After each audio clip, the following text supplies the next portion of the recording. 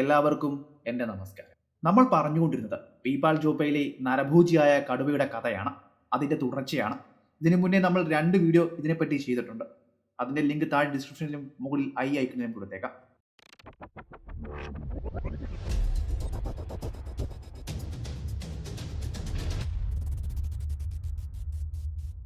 M ഇസ്മയിലിൻ്റെ അതിസാഹസികത നിറഞ്ഞ ഒരു വേട്ട അനുഭവമാണ് നമ്മൾ പറഞ്ഞുകൊണ്ടിരുന്നത്.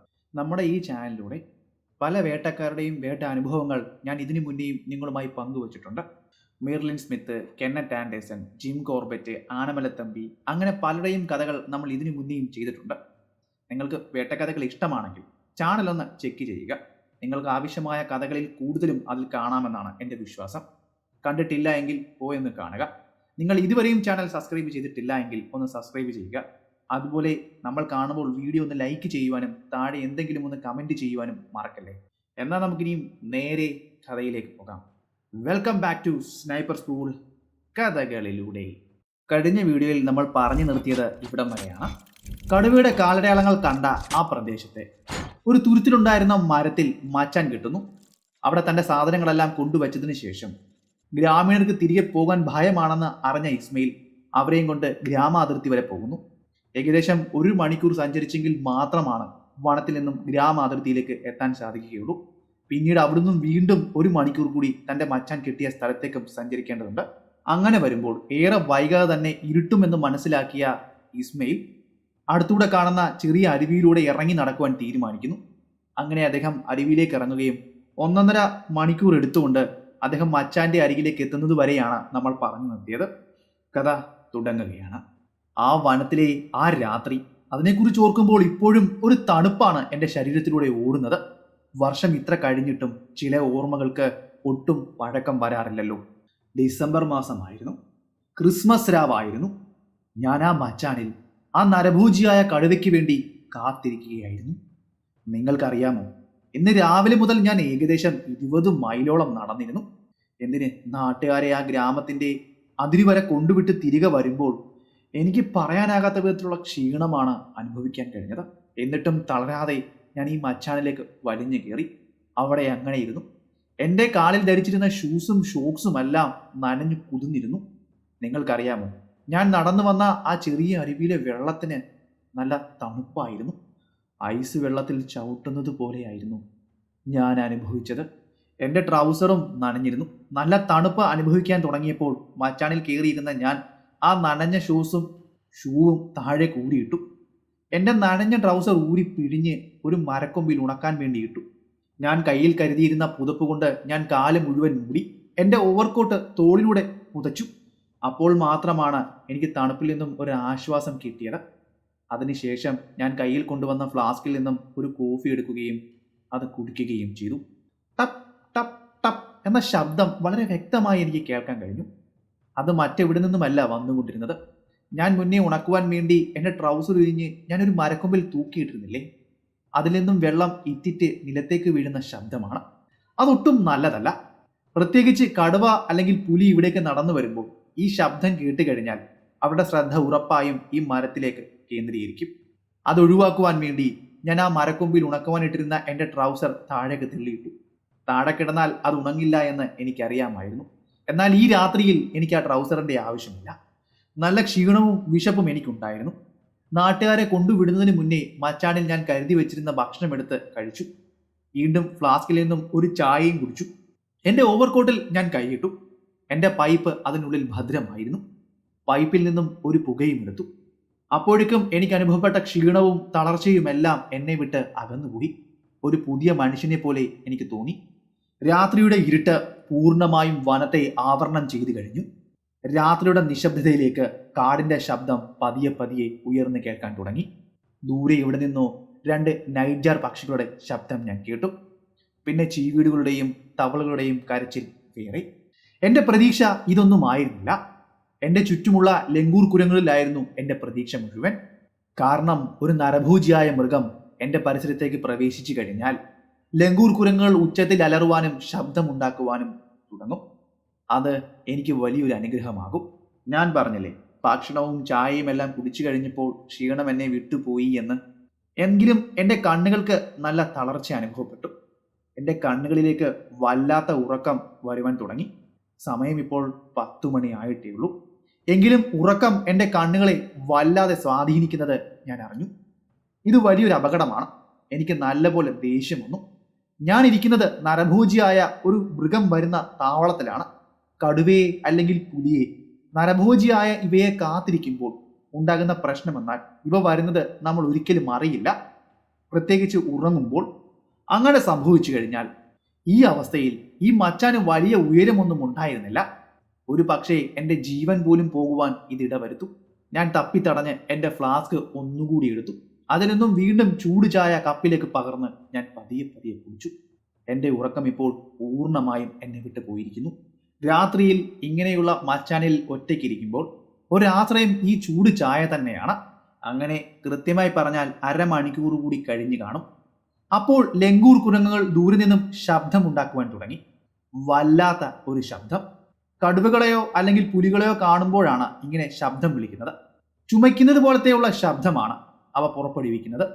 ഇതിനെയാണ് ലങ്കൂർ കുരങ്ങുകളുടെ അലാറം വിളി എന്ന് പറയുന്നത്. ഈ ശബ്ദത്തിൽ അവയുടെ ഭയവും ദേഷ്യവും ഉണ്ടാകും. മൃഗങ്ങൾ അവരുടെ കണ്ണിൽ നിന്നും മറയുന്നതുവരെയും ഈ ശബ്ദം അവർ പുറപ്പെടുവിച്ചുകൊണ്ടേയിരിക്കും. കടുവയോ പുലിയോ മാത്രം കാണുമ്പോഴല്ല അവർ ഈ ശബ്ദം ഉണ്ടാക്കുന്നത്. കാട്ടുനായ്ക്കളെ കാണുമ്പോൾ പോലും അവർ ഇങ്ങനെ ശബ്ദം ഉണ്ടാക്കാറുണ്ട്. ഒരിക്കൽ ഞാനും എൻ്റെ നായയുമായി വനത്തിലേക്ക് നായാട്ടിന് പോയപ്പോൾ എൻ്റെ നായയെ കണ്ടിട്ട് പോലും ലങ്കൂർ കുരങ്ങുകൾ ഇങ്ങനെ ശബ്ദം പുറപ്പെടുവിച്ചിട്ടുണ്ട്. അതൊരു കടുവയോ പുലിയോ അല്ലാഞ്ഞിട്ട് പോലും. എന്തായാലും അവയുടെ അലാറം വിളികളെല്ലാം കേട്ടുകൊണ്ട് ഞാൻ അവിടെ നിശബ്ദതയോടെ ചുറ്റും വീക്ഷിച്ചുകൊണ്ട് അങ്ങനെയിരുന്നു. കൃത്യമായി പറഞ്ഞാൽ 15 മിനിറ്റ് കഴിഞ്ഞ് കാണും. ആ ചോലയുടെ അരികിലായി ഒരു കറുത്ത നിഴൽ ഒഴുകി വരുന്നത് പോലെ തോന്നി. ഞാൻ സൂക്ഷിച്ചു നോക്കി. അതൊരിക്കലും നടക്കുന്നതായി എനിക്ക് തോന്നുന്നില്ല. അത്രയും കൃത്യമായി പതുങ്ങി വരികയാണ്, ശബ്ദമുണ്ടാക്കാതെ. ഇരുട്ടിൽ ഒഴുകി വരുന്നത് പോലെയാണ് തോന്നുന്നത്. ഞാൻ എൻ്റെ ശ്രദ്ധ മുഴുവൻ അവിടേക്ക് കേന്ദ്രീകരിച്ചു. അങ്ങനെ കുറച്ചുകൂടി കഴിഞ്ഞപ്പോൾ അത് വീണ്ടും വീണ്ടും എൻ്റെ അടുത്തേക്ക് വന്നു, ആ ചോലയ്ക്കരികിലേക്ക്. അപ്പോൾ വളരെ വ്യക്തമായും കൃത്യമായും ആ രൂപം ഞാൻ കണ്ടു. അത് സാമാന്യം വലിപ്പമുള്ള ഒരു പുലിയായിരുന്നു. ചിലപ്പോൾ തലേ ദിവസം ഞാൻ കണ്ട ആ വലിയ പുലി തന്നെയായിരിക്കാം ഇത്. എൻ്റെ മനസ്സിലേക്ക് പല ആശയങ്ങളും പല ചിന്തകളും കടന്നു വന്നു. അയ്യോ, ഒരുപക്ഷെ നാട്ടുകാർക്ക് ആള് മാറിയതാകുമോ? വന്നത് നരഭോജി കടുവയല്ലെങ്കിലോ? ചിലപ്പോൾ ഈ പുലിയാണെങ്കിലോ? ഇത്തരം സംഭവങ്ങൾ ഇതിനു മുമ്പും ഉണ്ടായിട്ടുണ്ട്. കണ്ടത് വരയൻ കടുവയാണെന്ന് നാട്ടുകാർ സത്യമിട്ട് പറയും. അവരുടെ കഴുതകളെയും കുതിരകളെയും പശുക്കളെയും എല്ലാം പിടിച്ചുകൊണ്ടുപോയത് കടുവകളാണെന്ന് തറപ്പിച്ചു പറയും. എന്നാൽ നമ്മൾ സംഭവ സ്ഥലത്തേക്ക് ഇറങ്ങി 2-3 പരിശോധനകളെല്ലാം നടത്തുമ്പോൾ നമുക്ക് കാര്യം വ്യക്തമായി മനസ്സിലാവും. പ്രതി കടുവയല്ല, മറിച്ച് പുലിയാണ് എന്ന്. അങ്ങനെ ഇതിനു മുന്നേ പല സംഭവങ്ങളും ഉണ്ടായിട്ടുണ്ട്. ആളുകൾ ഭയന്നിരിക്കുമ്പോൾ അവർ കാര്യങ്ങൾ വ്യക്തമായി കാണാനോ മനസ്സിലാക്കാനോ കഴിയില്ല. അതുകൊണ്ടാണ് ഇങ്ങനെ സംഭവിക്കുന്നത്. ഇനിയിപ്പോൾ അവനാണ് നരഭോജിയായ പുലിയെങ്കിൽ, ഞാൻ തേടുന്നത് അവനെയാണെങ്കിൽ, ഇതിപ്പോൾ ഞാൻ മച്ചാനിൽ കയറുന്നത് ഉറപ്പായും കണ്ടിട്ടുണ്ടാകും. ആ പുലി ഇപ്പോൾ നിൽക്കുന്നത് എൻ്റെ മച്ചാനിൽ നിന്നും 10 അടി താഴെ എവിടെയോ ആണ്. അവൻ എന്നെ കാത്തിരിക്കുകയാണ്. വായിൽ നിന്നും നാവ് പുറത്തേക്കിട്ട് അവൻ നനയ്ക്കുകയായിരിക്കും. കാരണം അവന് മുന്നിൽ ഇപ്പോൾ നിൽക്കുന്നത് സ്വാദിഷ്ടമായ ഭക്ഷണമാണല്ലോ. ഈ ചിന്തകൾ വല്ലാതെ എന്നെ അലട്ടി. ഇങ്ങനെയൊക്കെയാണെങ്കിലും എൻ്റെ ചിന്തയ്ക്ക് വിരുദ്ധമായ പല തെളിവുകളും എൻ്റെ കയ്യിലുണ്ടായിരുന്നു. ഞാൻ ഉഴുതുമറിച്ച ആ പാടത്തിൽ കണ്ടെത്തിയ ആ കാൽപ്പാട് കടുവയുടേതാണെന്ന് വ്യക്തമായിരുന്നു. ഗ്രാമത്തിൽ നടന്ന ആക്രമണങ്ങളെല്ലാം പകൽ സമയത്താണ്. എന്നാൽ നരഭോജിയായ ഒരു പുലി ഒരിക്കലും സാധാരണയായി പകൽ സമയത്ത് വേട്ടയാടാറില്ല. കാളവണ്ടിയിലിരുന്ന കൂടെ ഉണ്ടായിരുന്ന ആൾ കടുവ പിടിച്ചുകൊണ്ടു പോകുന്നത് നേരിട്ട് കണ്ടതാണ്. അതുമാത്രമല്ല, അയാൾക്കൊരു പക്ഷേ തെറ്റുപറ്റിയേക്കാം, ഭയം കാരണം. എന്നാൽ അവസാനമായി ഒരു സ്ത്രീയെ പിടിച്ചുകൊണ്ടു പോയപ്പോൾ 8-9 പേരടങ്ങുന്ന ഒരു വലിയ സംഘം തന്നെ സ്ത്രീയെ കടുവ കടിച്ചെടുത്തുകൊണ്ട് പോകുന്നത് വ്യക്തമായി തന്നെ കണ്ടു. ഒരാൾക്ക് തെറ്റുപറ്റാം, എന്നാൽ 8-9 പേർക്ക് ഒരുപോലെ തെറ്റുപറ്റാൻ സാധ്യതയില്ലല്ലോ. ഈ തെളിവുകളെല്ലാം എൻ്റെ മനസ്സിലേക്ക് കടന്നു വന്നപ്പോൾ എൻ്റെ ഭയവും ചിന്തയും എല്ലാം എങ്ങോട്ടോ മാഞ്ഞുപോയി. പക്ഷേ മറ്റൊരു കാര്യം വീണ്ടും എന്നെ അലട്ടാൻ തുടങ്ങി. ഞാൻ നേരത്തെ ഊരിയിട്ട ഷൂസും അതുപോലെ എൻ്റെ ട്രൗസറും താഴെ കിടക്കുകയാണല്ലോ. ഇനിയിപ്പോൾ ഈ പുലിയ മരത്തിൻ്റെ താഴേക്ക് നടന്നു വന്ന് ഇനിയും അത് കടിച്ചെടുത്തുകൊണ്ട് പോകുമോ എന്ന ചിന്തയായിരുന്നു എന്നെ അലട്ടിയത്. അങ്ങനെ കടിച്ചെടുത്തുകൊണ്ട് പോയാൽ ഞാൻ എന്തു ചെയ്യും എന്ന ചിന്ത. ഏകദേശം 1/2 മണിക്കൂറോളം ആ പുലി എൻ്റെ മച്ചാന് താഴെ ഇരുന്നു. എനിക്കതിനെ കാണാൻ കഴിഞ്ഞില്ലെങ്കിലും അതിൻ്റെ ശ്വാസമെടുക്കുന്ന ശബ്ദം വ്യക്തമായി കേൾക്കാം. ഒരു പക്ഷേ ഞാൻ ചിന്തിച്ചതുപോലെ തന്നെ അതും പലതും ചിന്തിച്ചിട്ടുണ്ടാകും. ഈ തുരുത്തിലെ ഈ മരങ്ങൾക്കിടയിൽ അത് പതുങ്ങിയിരിക്കുകയാണ്. ഇവിടെ ഇരുന്ന് കഴിഞ്ഞാൽ ആ ചോല വ്യക്തമായി കാണാം. അതുപോലെ അവിടേക്ക് വന്നു ചേരുന്ന മൃഗങ്ങളുടെ ട്രാക്കുകളും കാണാൻ സാധിക്കും. അതായത് വനത്തിൽ നിന്നും മൃഗങ്ങൾ വന്നു പോകുന്ന പാതകൾ. കുറച്ചു കഴിഞ്ഞപ്പോൾ എൻ്റെ മച്ചാൻ നിന്നിരുന്ന മരത്തിന് താഴെ നിന്നും ആ പുലി പതിയെ എഴുന്നേറ്റു. മുന്നിലെ ചോല ലക്ഷ്യമാക്കി അവൻ നടന്നു. ഇപ്പോൾ നിലാവെളിച്ചത്തിൽ അവനെ വ്യക്തമായി എനിക്ക് കാണാം. ആ ചോലക്കരികിലായി ഒരടി ഉയരമുള്ള പാറക്കല്ലുണ്ടായിരുന്നു. അവൻ്റെ മുൻകാലുകൾ അതിന്മേൽ എടുത്തു വെച്ചു. അവൻ്റെ കഴുത്ത് അല്പം മുന്നോട്ട് നീട്ടി, ശരീരം ഒന്ന് വലിച്ചു നിർത്തി. എന്നിട്ട് ആ പുലി ഒരു പ്രത്യേകതരം സൗണ്ട് പുറപ്പെടുവിച്ചു. അതിനെ സോയിങ് സൗണ്ട് എന്നാണ് പറയുന്നത്. ഒരു വാളുപയോഗിച്ച് മരം മുറിക്കുമ്പോഴുണ്ടാകുന്ന ശബ്ദം പോലെ. ആ ശബ്ദം എങ്ങനെയെന്ന് പൂർണ്ണമായി വിവരിക്കുവാൻ അസാധ്യമാണ്. എങ്കിലും നിങ്ങൾക്ക് കേൾക്കുമ്പോൾ അത് മനസ്സിലാക്കാൻ സാധിക്കും. അവൻ്റെ ശബ്ദത്തിന് നല്ല ശക്തിയായിരുന്നു. എത്ര ദൂരെ നിന്നും കേൾക്കാൻ കഴിയും വ്യക്തമായി തന്നെ. നിങ്ങൾക്കറിയാമോ, വനത്തിൽ വെച്ച് പുലി ഇങ്ങനെ ശബ്ദമുണ്ടാക്കുന്നത് കേൾക്കാൻ ഒരു ഭാഗ്യം വേണം. വളരെ കുറച്ച് ആൾക്കാർക്ക് മാത്രമാണ് ഇങ്ങനത്തെ ഭാഗ്യമുണ്ടാകുന്നത്. ആ പുലി അങ്ങനെ ശബ്ദമുണ്ടാക്കുന്നത് കാണാൻ ഒരു അപൂർവ അവസരവും എനിക്ക് അന്ന് കിട്ടി. ഇത് കേട്ടുകൊണ്ടായിരിക്കണം അങ്ങ് ദൂരെ നിന്നും ലങ്കൂർ കുരങ്ങുകൾ വീണ്ടും അലാറം ശബ്ദം പുറപ്പെടുവിച്ചത്. പുലിയെ ചീത്ത വിളിക്കുന്നത് പോലെയാണ് എനിക്ക് തോന്നിയത്. അതിനു പുറമെ അങ്ങ് അകലങ്ങളിൽ നിന്നും ഒരു കേഴമാൻ്റെ ശബ്ദവും ഞാൻ കേട്ടു. പിന്നെയും ഏകദേശം 10-15 മിനിറ്റോളം ആ പുലി അവിടെ നിന്നു. പിന്നെ ചുറ്റുപാടും തികഞ്ഞ നിശബ്ദതയിൽ. അല്പസമയം കഴിഞ്ഞപ്പോൾ ആ പാറയുടെ പുറത്തു നിന്നും അവൻ താഴേക്ക് ഇറങ്ങി. പിന്നെ അവൻ ചോലയ്ക്ക് സമീപത്തുകൂടി നടന്നു. നമ്മൾ മുന്നേ പറഞ്ഞ മൃഗങ്ങളുടെ ട്രാക്ക് കണ്ട ആ പാതയില്ലേ, ആ പാതയിലൂടെ അവൻ അങ്ങ് ദൂരങ്ങളിലേക്ക് നടന്നിരുന്നു. പിന്നീട് അവൻ അവിടെ നിന്നും പതിയെ അപ്രതീക്ഷിതവുമായി. വീണ്ടും സമയം മുന്നിലേക്ക് പോയി. ആ പുലി പോയി കുറേ സമയം കഴിഞ്ഞ് നമ്മളിരിക്കുന്ന ആ പ്രദേശത്തേക്ക് ഒരു 4 കാട്ടുപന്നികൾ വന്നു. കല്ലുകൾക്കിടയിലൂടെ ശബ്ദമുണ്ടാക്കിയാണ് അവ വന്നത്. അവയിൽ ഒരു വലിയ കാട്ടുപന്നിയും ഉണ്ടായിരുന്നു. അവൻ അവൻ്റെ തേറ്റപ്പല്ലുകൾ തമ്മിലുരസി ശബ്ദമുണ്ടാക്കിക്കൊണ്ടേയിരുന്നു. ഇവയുടെ ഈ ശബ്ദം കേൾക്കുമ്പോൾ ആളുകൾ പലപ്പോഴും തെറ്റിദ്ധരിക്കാറുണ്ട്. ചില ആളുകൾ കരുതുന്നത് കാട്ടുപന്നികളുടെ കാലുകൾ നിലത്തിട്ടടിക്കുമ്പോഴുണ്ടാകുന്ന ശബ്ദമാണെന്നാണ്, അവരുടെ കുളമ്പിൽ നിന്നും വരുന്ന ശബ്ദം. എന്നാൽ അങ്ങനെയല്ല. അവരുടെ മേൽത്താടിലുള്ള വളഞ്ഞ തീറ്റയും താഴ്ത്താടിയിലുള്ള പല്ലും തമ്മിൽ കൂട്ടിയുരസുമ്പോൾ ഉണ്ടാകുന്ന, അല്ലെങ്കിൽ തമ്മിൽ അടിക്കുമ്പോഴുണ്ടാകുന്ന ശബ്ദമാണ് അവിടെ ഉയർന്നു കേൾക്കുന്നത്. അവ അങ്ങനെ ചെയ്യുന്നത് അവയുടെ തേറ്റയ്ക്ക് മൂർച്ചയും തിളക്കവും കൂട്ടാൻ വേണ്ടിയാണ്. പിന്നെ ആ രാത്രിയിൽ മറ്റു മൃഗങ്ങളൊന്നും ഞാനിരുന്ന മച്ചാൻ്റെ ഭാഗത്തേക്കേ വന്നില്ല. നേരം പുലർന്നു തുടങ്ങി. കിഴക്കൻ ചക്രവാളത്തിൽ മഞ്ഞ വെളിച്ചം തെളിഞ്ഞു വന്നു. എന്നിട്ടും അവിടുത്തെ അസഹനീയമായ തണുപ്പ് പോയിരുന്നില്ല. എൻ്റെ ശരീരം ആകെ തണുത്ത് മരവിച്ചു പോയി. ഞാൻ വേഴാമ്പൽ മഴ കാത്തിരിക്കുന്നത് പോലെ ആ മച്ചാണിൽ കാത്തിരിക്കുകയാണ്. കിഴക്കൻ ചക്രവാളത്തിൽ നിന്നും സൂര്യൻ ഉദിച്ച് അതിൻ്റെ ആദ്യ കിരണങ്ങൾ എൻ്റെ ശരീരത്തിൽ പതിക്കുന്നതിന് വേണ്ടി, ഒരല്പം ചൂട് എനിക്ക് പകർന്നു കിട്ടുന്നതിന് വേണ്ടി. നിങ്ങൾക്ക് ഒരു കാര്യം അറിയാമോ? നമ്മൾ മുന്നേ പറഞ്ഞില്ലേ സാമാന്യം വലിപ്പമുള്ള ഒരു കാട്ടുപന്നി നമ്മൾ കണ്ടു എന്ന്. അതിനെപ്പറ്റി ഒരു കാര്യം ഞാൻ പറയാൻ മറന്നുപോയി. അത്രയും വലിപ്പമുള്ള ഒരു കാട്ടുപന്നി ആക്രമിക്കുവാൻ ഒരു പുലിക്ക് ഒരിക്കലും ധൈര്യം വരില്ല. അത്രയും അപകടകാരിയാണ് അത്രയും വലിപ്പമുള്ള ഒരു കാട്ടുപന്നി. എന്തിനേറെ പറയണം, ഒരു കടുവയ്ക്ക് പോലും ആ കാട്ടുപന്നിയെ ആക്രമിക്കണമെങ്കിൽ പലതവണ അത് ചിന്തിക്കും. ചിന്തിച്ചതിന് ശേഷം മാത്രമേ ആക്രമിക്കുകയുള്ളൂ. വീണ്ടും സമയം മുന്നിലേക്ക് പോയി. പക്ഷികളെല്ലാം ഉണർന്നു കഴിഞ്ഞു. അവയുടെ കളകളാരവങ്ങൾ അവിടെ ഉയർന്നു കേട്ടു. 1.5 മണിക്കൂർ കൂടി മുന്നിലേക്ക് പോയപ്പോൾ സൂര്യൻ്റെ കിരണങ്ങൾ ഞാനിരുന്ന മച്ചാനിലും പതിച്ചു. സൂര്യപ്രകാശം വന്നു തുടങ്ങിയപ്പോൾ ഞാൻ മച്ചാനിൽ നിന്നും താഴേക്കിറങ്ങി. അപ്പോഴാണ് ഞാനിന്ന് നടു നിവർത്തിയത്. സൂര്യൻ ഉദിച്ചു വന്നപ്പോൾ എനിക്ക് തലേന്ന് രാത്രി കിട്ടിയതിനേക്കാൾ കൂടുതൽ ആത്മവിശ്വാസം കിട്ടി. എന്നാലും ഒരു പ്രശ്നമുണ്ട്. എത്ര ആത്മവിശ്വാസം ഉണ്ടായാലും ഞാനിപ്പോൾ തനിച്ചാണ്. ഒരു നരഭോജിയായ കടുവ ഒരവസരത്തിന് വേണ്ടി കാത്തിരിക്കുകയുമാണ്. തികഞ്ഞ ജാഗ്രതയോടെ തന്നെ ഞാൻ തലേന്ന് രാത്രിയിൽ ഊരിയിട്ട ഷോക്സും ഷൂവും എൻ്റെ ട്രൗസറും എടുത്തു. അടുത്തുണ്ടായിരുന്ന ഒരു പാറമേൽ ഞാനിത് ഉണക്കാൻ വെച്ചു. പിന്നെ എൻ്റെ മറ്റു വസ്ത്രങ്ങൾ ഞാൻ ഊരിയിട്ടു. അതിനുശേഷം ഞാൻ എൻ്റെ റൈഫിൽ അരുവിയുടെ തീരത്തുണ്ടായിരുന്ന ഒരു പാറമേൽ ചാരിയിട്ടു. എന്നിട്ട് ആ ചെറിയ അരുവിയിലേക്ക് ഞാൻ ഇറങ്ങി. അരുവിയിൽ നിന്നും കയറാതെ തന്നെ എടുക്കുവാൻ പാകത്തിനായിരുന്നു ഞാൻ റൈഫിൽ വെച്ചിരുന്നത്. തണുത്തുറഞ്ഞു നിൽക്കുമ്പോൾ തണുത്ത വെള്ളത്തിൽ കുളിക്കുമ്പോൾ ഒരു പ്രത്യേക സുഖമാണ്. അത് വാക്കുകൾ കൊണ്ട് പറയുവാൻ പറ്റില്ല. അത് അനുഭവിച്ചു തന്നെ അറിയണം. ഇങ്ങനെ തണുത്ത വെള്ളത്തിൽ നിന്നും ശരീരം ചൂടാക്കുന്ന ഈ വിദ്യ കേൾക്കുമ്പോൾ നിങ്ങൾക്ക് അത്ഭുതം തോന്നുന്നുണ്ടോ? ഇത് ഞാൻ പഠിച്ചത് കലമാനികളിൽ നിന്നും കേഴമാനികളിൽ നിന്നുമാണ്. ഇവറ്റകൾ തണുപ്പുള്ള കാലത്ത് വെള്ളത്തിൽ നിന്ന് ഭക്ഷണം കഴിക്കുന്നത് ഞാൻ കണ്ടിട്ടുണ്ട്. ഒരു തണുത്ത രാത്രിക്ക് ശേഷം കലമാനുകൾ രാവിലെ വെള്ളത്തിലേക്ക് പോകും. അവിടെ അല്പസമയം കിടക്കും. കേടമാനുകളെ പറ്റി പറയുകയാണെങ്കിൽ ഡെൻബാർ ബാർഡർ പറഞ്ഞ കാര്യമാണ് എനിക്ക് ഓർമ്മ വരുന്നത്. നല്ല തണുപ്പുള്ള ജില്ലകളിൽ മഞ്ഞും തണുപ്പും കൂടുതലുള്ള സ്ഥലങ്ങളിലും സാമ്പാർ മാനുകളുടെ കൂട്ടം തണുത്ത വെള്ളത്തിൽ കിടക്കുന്നത് കാണാൻ കഴിയും. വെള്ളത്തിൽ നിന്നും ചെറിയൊരു നീരാവി ഉയർന്നു വരുന്നതും കാണാം. അത് കാണുമ്പോൾ നമുക്ക് മനസ്സിലാകും പുറത്തെ തണുപ്പിനേക്കാൾ എത്രയോ കുറഞ്ഞ തണുപ്പാണ് വെള്ളത്തിലെന്ന്. അപ്പോൾ കേഴമാന്റെ കൂട്ടം എന്തിനാണ് വെള്ളത്തിൽ കിടക്കുന്നതെന്ന് നമുക്ക് മനസ്സിലാക്കും. പുറത്തെ വായുവിനേക്കാൾ തണുപ്പ് കുറവായിരിക്കും വെള്ളത്തിൽ. എൻ്റെ വിശ്വാസവും അത് തന്നെയാണ്. പുറത്ത് നല്ല തണുപ്പായിരിക്കുമ്പോൾ വെള്ളത്തിലിറങ്ങുമ്പോൾ അത്ര തണുപ്പ് അനുഭവിക്കുവാൻ കഴിയില്ല.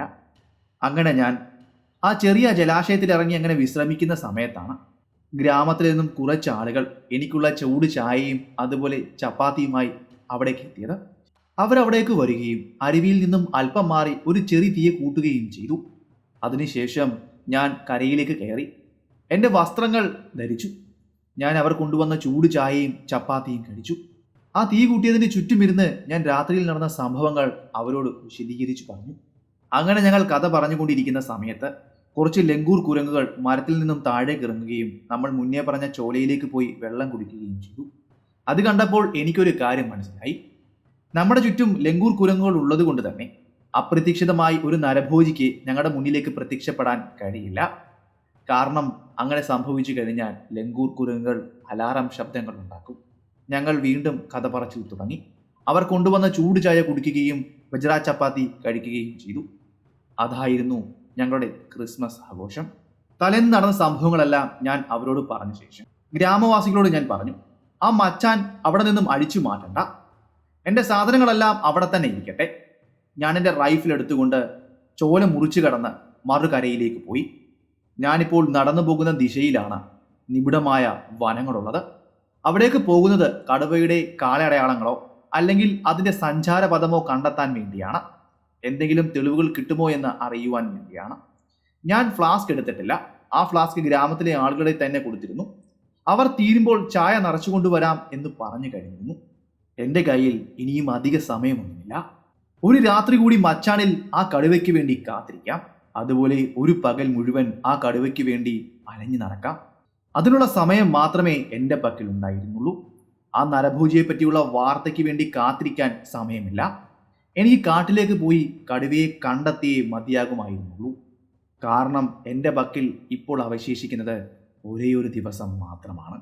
ഏകദേശം 50 ചതുരശ്ര മൈൽ വിസ്തീർണമുള്ള സ്വാഭാവികമായ വനത്തിലൂടെയാണ് ഞാൻ യാത്ര ചെയ്യുന്നത്. അത്രയും വലിയ കാട്ടിൽ നിബിഡമായ വനത്തിലൂടെ ഒറ്റയ്ക്ക് നടക്കുമ്പോൾ ഏത് നിമിഷവും നരഭോജിയായ കടുവ ആക്രമിച്ചേക്കാം. എവിടെ നോക്കിയാലും മൃഗങ്ങളുടെ സഞ്ചാര വഴികൾ മാത്രം. തികഞ്ഞ ജാഗ്രതയോടെ ഞാൻ മുന്നിലേക്ക് നടന്നു. അങ്ങനെ നടക്കുമ്പോഴും ഒരു ചിന്ത മാത്രമായിരുന്നു എൻ്റെ മനസ്സിലുണ്ടായിരുന്നത്, ഭയം. ഞാൻ എന്തിനെയാണോ ഭയക്കുന്നത്, ആ ഭയക്കുന്നതിനെ തന്നെയാണ് ഈ വനത്തിലുള്ള മൃഗങ്ങളും ഭയക്കുന്നത്. പുള്ളിമാനുകളായാലും കേടമാനകളായാലും ലങ്കൂർ കുരങ്ങുകളായാലും. ഒരു കാര്യം എനിക്കറിയാം, അവറ്റകൾ എന്നെ സഹായിക്കും. കടുവയുടെ സാന്നിധ്യം അറിയുമ്പോൾ ഒന്നുകിൽ അവർ അലാറം മുഴക്കി എന്നെ അതറിയിക്കും, അല്ലാതെ മറ്റൊന്നും അവർക്ക് ചെയ്യുവാൻ സാധിക്കില്ല. അതുകൊണ്ട് ഞാനൊരു തീരുമാനമെടുത്തു.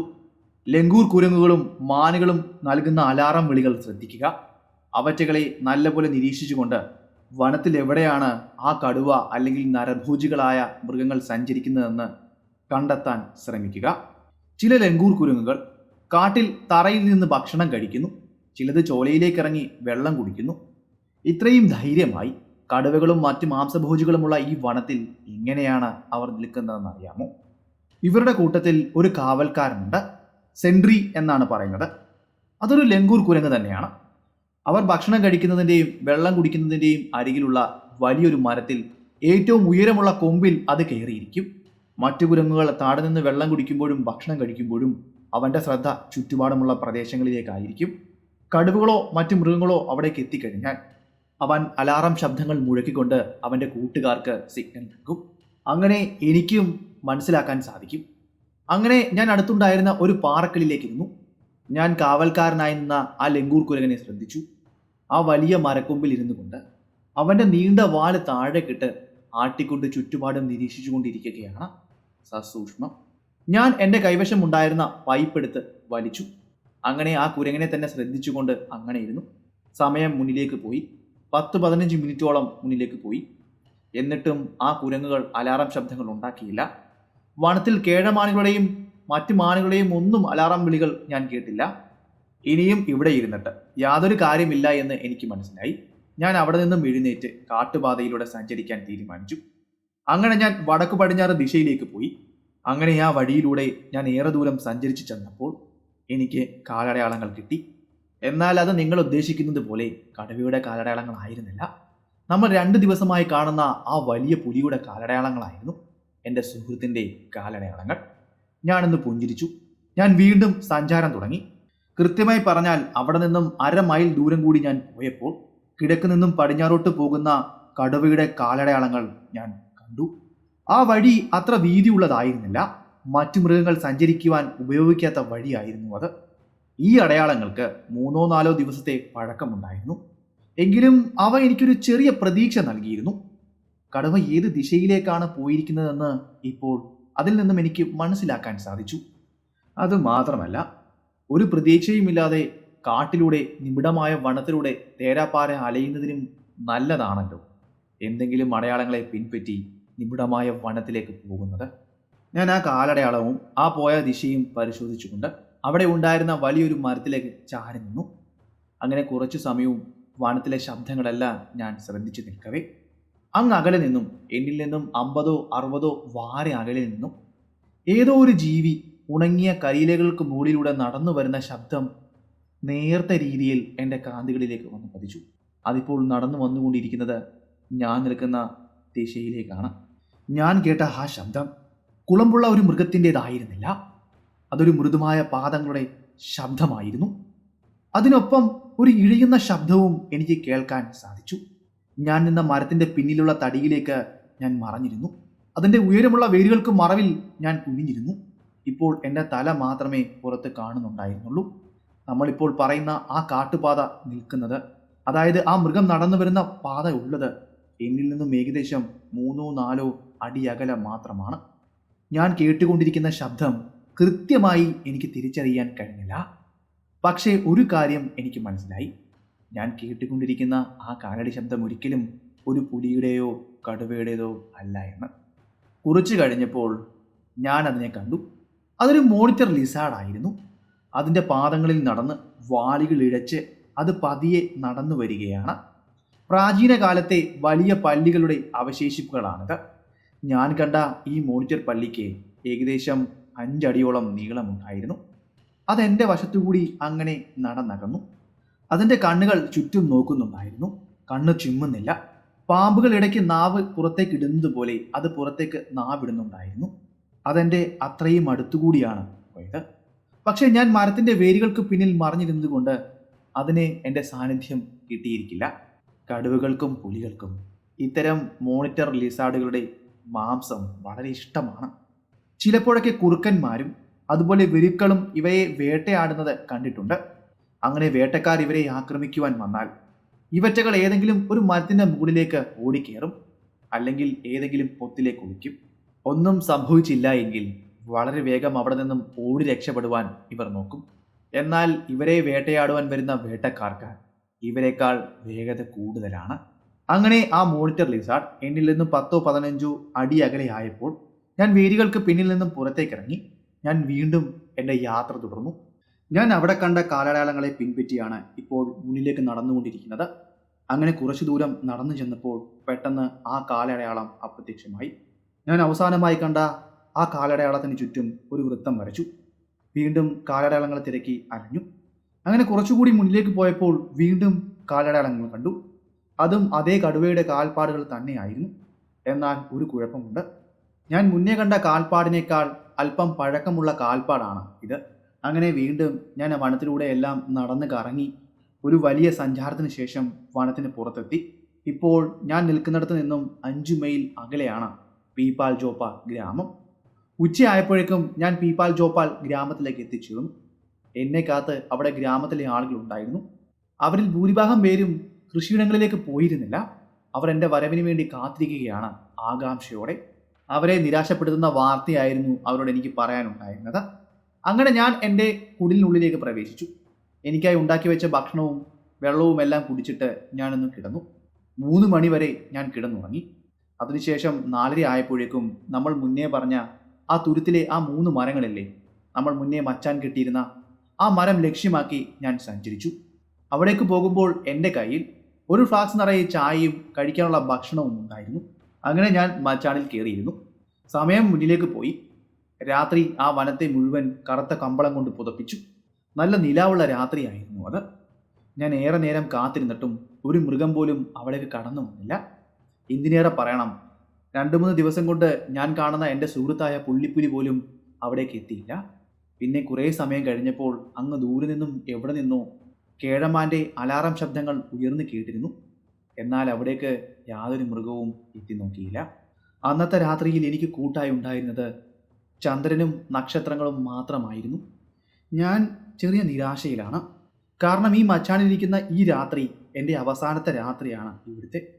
നാളെ രാവിലെ തന്നെ എൻ്റെ സാധനങ്ങളെല്ലാം എടുത്തുകൊണ്ട് മഹുവിലേക്ക് എനിക്ക് പോകേണ്ടതുണ്ട്. ഇവിടേക്ക് വരുമ്പോൾ തന്നെ എനിക്കറിയാമായിരുന്നു ഒരു നരഭോജിയായ കടുവയെ പിടിക്കുവാൻ ഈ 3 ദിവസം തികയില്ല എന്ന്. അതുകൊണ്ട് തന്നെ അത്രയും വലിയ നിരാശ എനിക്കില്ല. എങ്കിലും ഞാൻ പിടിക്കുവാൻ വന്ന ദൗത്യം പൂർത്തിയാക്കാത്തതിൻ്റെ ഒരു നിരാശ എന്നെ വല്ലാതെ അലട്ടിയിരുന്നു. അതിലുപരി അവിടുത്തെ ഗ്രാമത്തിലെ ആളുകളെക്കുറിച്ച് ആലോചിക്കുമ്പോഴാണ് എനിക്ക് വല്ലാത്ത സങ്കടം. ഈ നരഭോജി കടുവയുടെ ഉപദ്രവത്തിൽ നിന്നും അവർക്ക് എങ്ങനെ മോചനം ലഭിക്കാനാണ്? എനിക്ക് എന്ത് ചെയ്യുവാൻ കഴിയും? ഈ ചിന്തകളെല്ലാം അന്ന് രാത്രിയിൽ എന്നെ വല്ലാതെ അലട്ടി. പിറ്റേ ദിവസം രാവിലെ തന്നെ ഗ്രാമത്തിലെ ആളുകൾ എനിക്കുള്ള ചായയും ബജ്ര ചപ്പാത്തിയുമായി അവിടേക്ക് വന്നു. ഞാൻ ആ മച്ചാൻ്റെ താഴെ ഉണ്ടായിരുന്ന പാറക്കല്ലിന്മേലിരുന്ന് അത് കഴിച്ചു. എന്നിട്ട് ഞാൻ അവരോട് പറഞ്ഞു, ആ മച്ചാൻ അങ്ങ് അടിച്ചു മാറ്റിയേക്കാൻ, ഗ്രാമത്തിലേക്ക് മടങ്ങാമെന്നും പറഞ്ഞു. ഇന്ന് വൈകുന്നേരം ഞാൻ മുഹുവിലേക്ക് പോകുന്ന കാര്യം അവർക്കും അറിയാമായിരുന്നു. അതിനാൽ അവരുടെ മുഖത്ത് ഭയം വളരെ വ്യക്തമായി കാണാൻ കഴിഞ്ഞു. ഈ കഴിഞ്ഞ 3 ദിവസം രാവിലെ എന്നോട് സംസാരിച്ച അത്രയും ഉത്സാഹമൊന്നും ഇപ്പോൾ അവരുടെ സംസാരത്തിലില്ല. ഞാൻ അവരോട് ഇതെല്ലാം അഴിച്ചുകൊണ്ട് മടങ്ങി ഗ്രാമത്തിലേക്ക് പോകുവാൻ പറഞ്ഞതിന് ശേഷം വീണ്ടും ഞാൻ ആ അരുവി മുറിച്ചു കടന്ന് മറുകരയിലേക്ക് പോയി.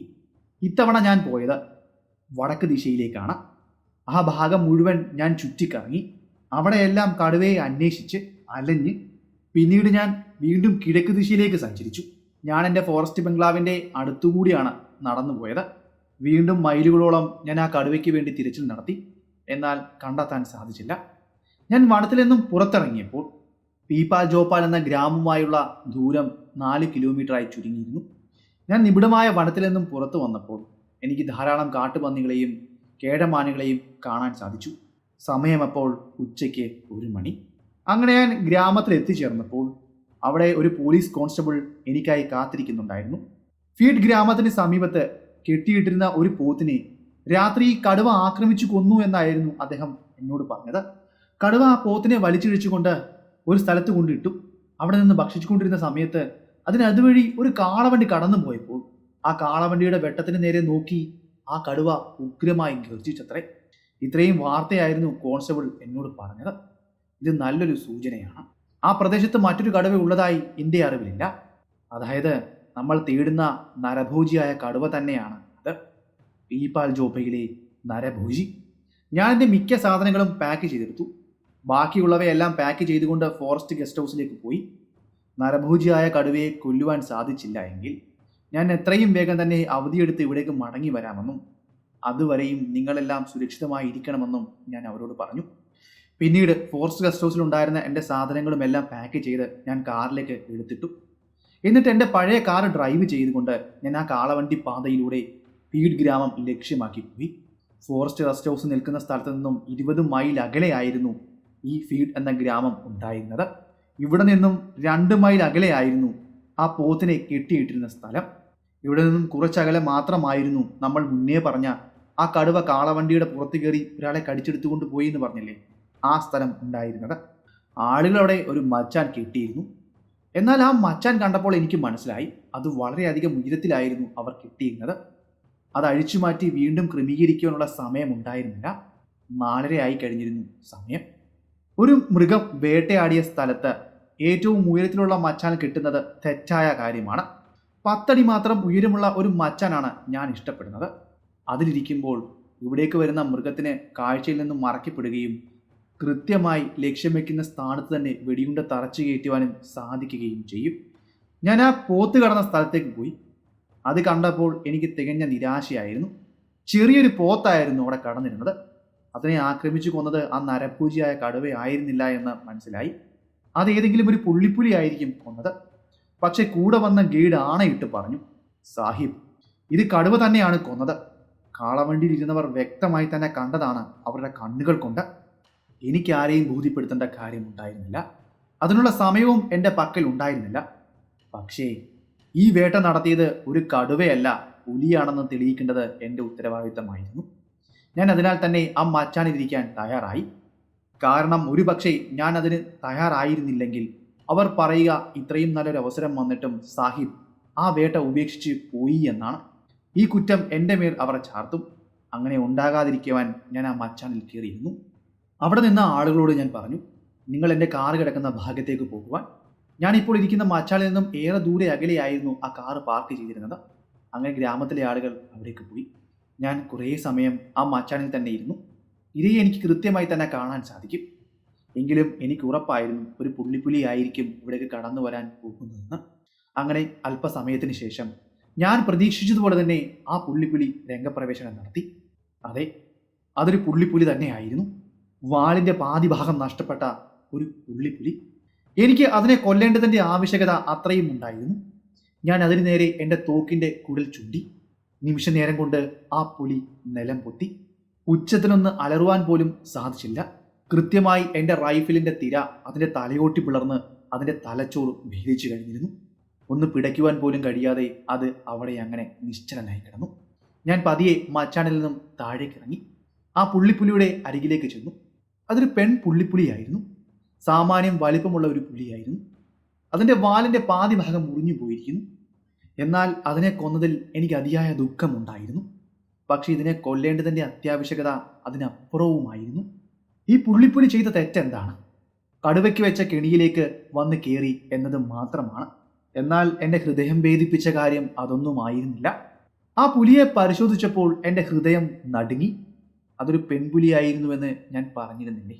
അതിൻ്റെ പള്ളയിൽ ജീവൻ്റെ തുടുപ്പുണ്ടായിരുന്നുവെന്ന് ഞാൻ മനസ്സിലാക്കി.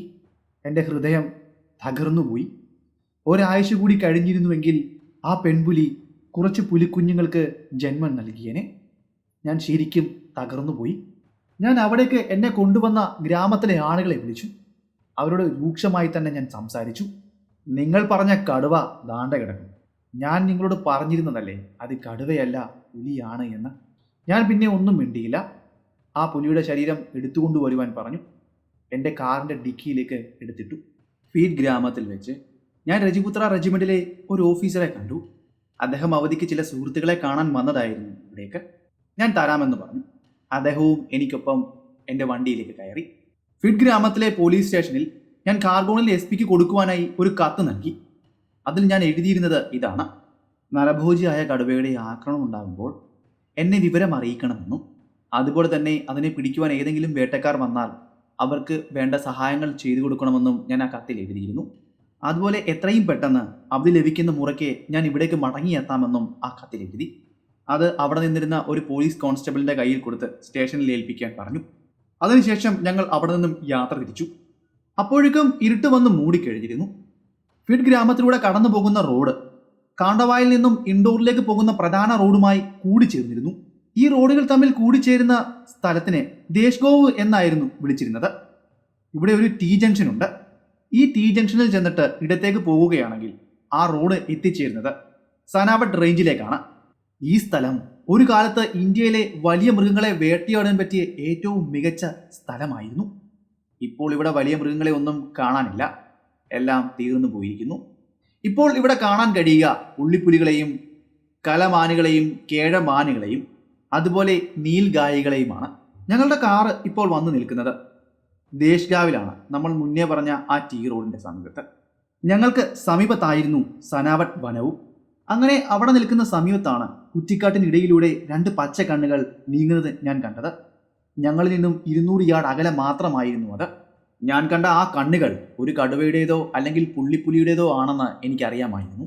ഞങ്ങൾ നിന്നിരുന്ന സ്ഥലത്ത് നിന്നും അല്പം പിന്നിലായി ഇടതുവശത്ത് ഒരു ചലനം കണ്ടു. ഞാൻ അവിടേക്ക് നോക്കി.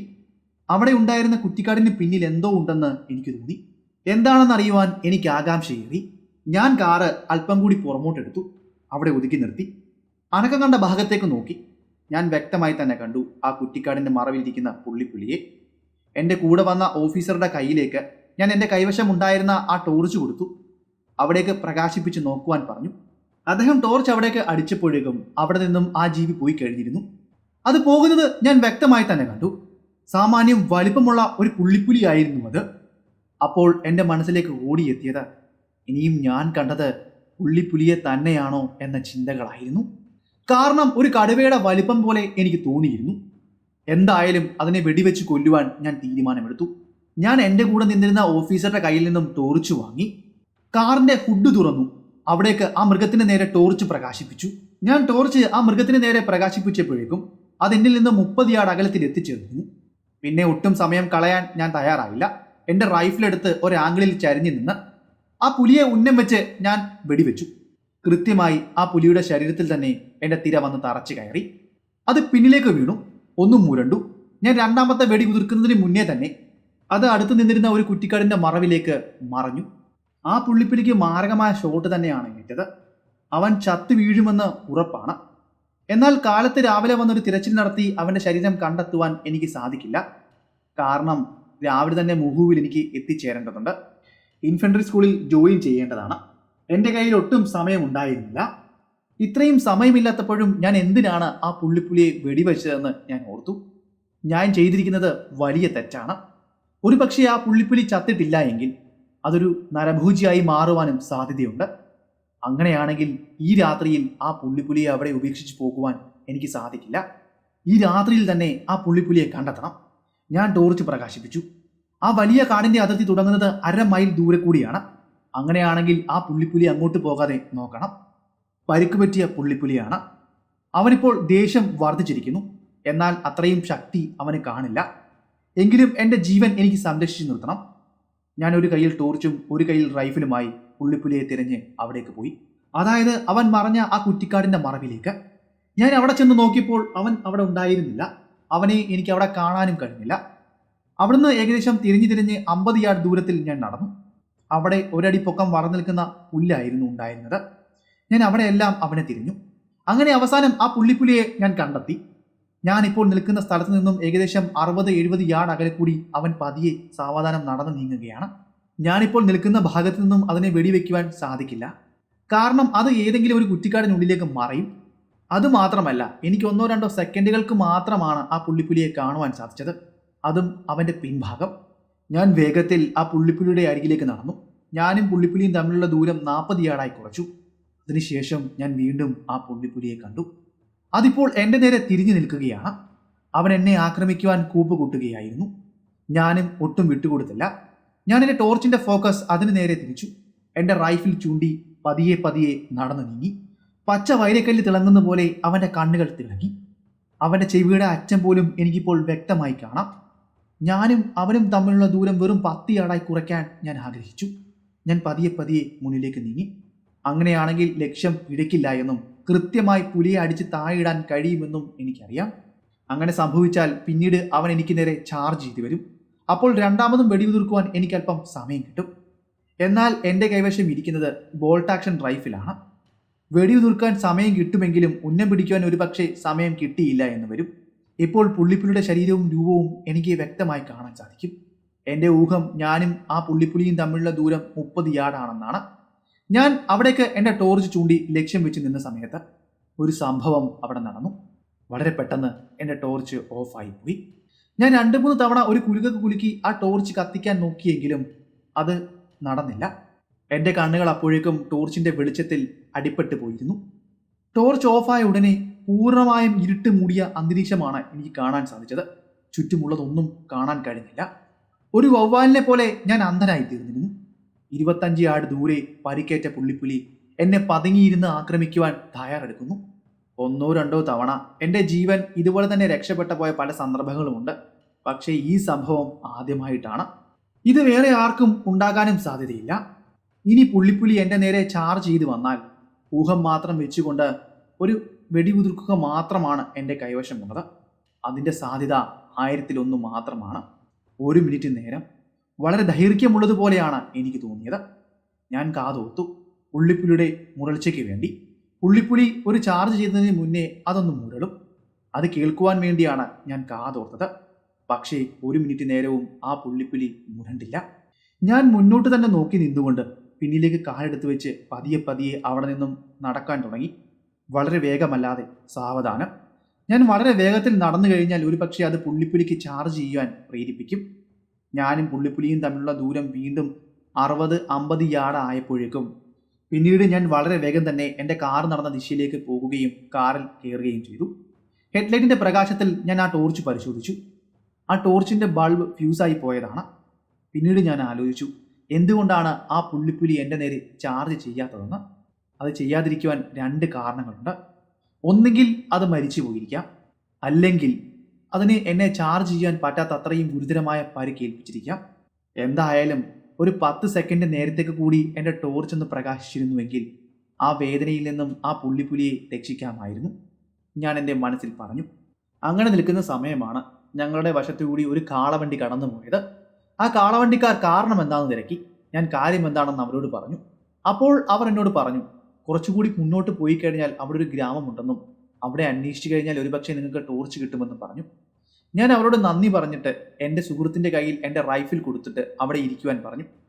ഞാൻ ആ ഗ്രാമം ലക്ഷ്യമാക്കി നടന്നു. കുറച്ച് സമയത്തിന് ശേഷം ഞാൻ ആ ഗ്രാമത്തിൽ എത്തിച്ചേർന്നു. അവരോട് ഞാൻ എൻ്റെ കാര്യങ്ങളെല്ലാം പറഞ്ഞു. എന്നെ സഹായിക്കണമെന്നും പറഞ്ഞു. അവരുടെ ആരുടെയും കയ്യിൽ ടോർച്ച് ഉണ്ടായിരുന്നില്ല. പക്ഷേ ഒരു വിവരം അവർ എന്നോട് പറഞ്ഞു. ഇവിടെ നിന്നും കുറച്ച് ദൂരം കൂടി സഞ്ചരിച്ചു കഴിഞ്ഞാൽ അവിടെ പോലീസ് സ്റ്റേഷൻ ഉണ്ടെന്നും അവിടെ ഒരു ടോർച്ച് ഉണ്ടെന്നും പറഞ്ഞു. നിങ്ങൾ അവിടെ പോവുകയാണെങ്കിൽ ഒരുപക്ഷെ അവർ നിങ്ങളെ സഹായിക്കുമെന്നും പറഞ്ഞു. ഞാൻ അവരോട് നന്ദി പറഞ്ഞതിന് ശേഷം ആ പോലീസ് സ്റ്റേഷൻ ലക്ഷ്യമാക്കി നടന്നു. അങ്ങനെ ആ പോലീസ് സ്റ്റേഷനിൽ എത്തിച്ചേർന്നു. ഞാൻ കാര്യങ്ങളെല്ലാം അവരോട് പറഞ്ഞു. കാർഗോൺ SP സാഹിബിൻ്റെ അതിഥിയാണെന്നും അദ്ദേഹം എന്ത് സഹായമുണ്ടെങ്കിലും പോലീസുകാർ സഹായിക്കുമെന്നും എല്ലാം പറഞ്ഞ കാര്യമെല്ലാം ഞാൻ അവരോട് പറഞ്ഞു.